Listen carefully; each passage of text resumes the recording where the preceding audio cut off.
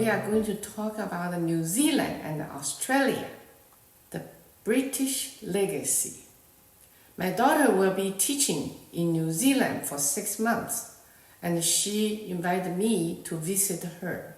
So I'm also curious about this country where sheep outnumber people. So I'm planning to go early next year. Looking at the map, after sea routes opened in the 15th century, no one benefited more than the British Empire. In 1770, Captain James Cook declared Australia as British territory. In 1788, the first group of British convicts arrived, marking the real beginning of colonization, because the British took Australia as a convict place. When their ships reached Botany Bay, it was like autumn winds sweeping away fallen leaves. Australia was quickly taking over. After 1830s, more convicts and settlers arrived, forming communities. Gradually, Australia moved toward independence, and in 1901, the Commonwealth of Australia was established. Australia generally has pleasant weather year-round, with no sandstorms or heavy snow, and plenty of sunshine. For example, in Perth, where an average of 8 hours of sunlight per day. New Zealand's story is a little different. In 1840, Britain formally took control of New Zealand after signing a treaty with the indigenous Maori people. The Maori accepted British rule in exchange for recognition of their land rights. This deal prevented the French from taking over and helped immigrants with trade, whaling, killing the whales, and the missionary work.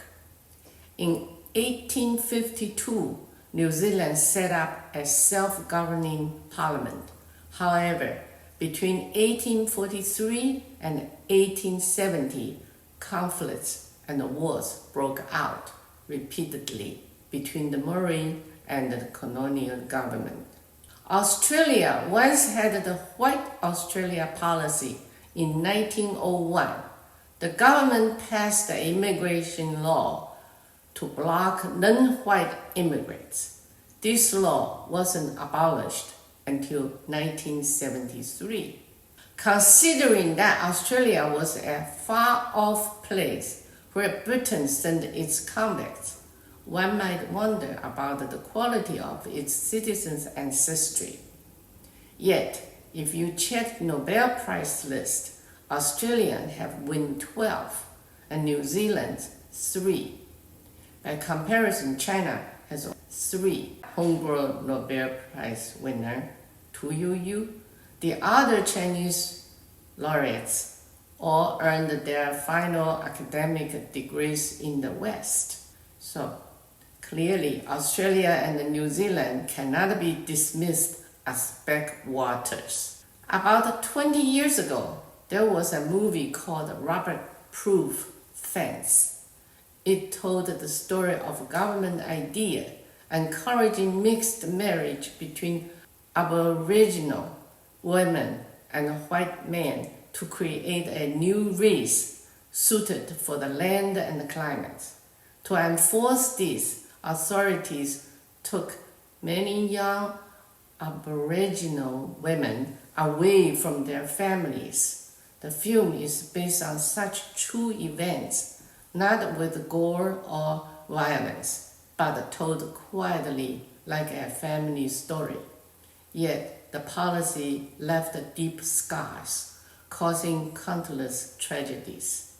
The movie felt almost like a documentary. When my friends and I walked out of the theater, it was as if we had suffered a heavy illness. I hope you like and see you next time.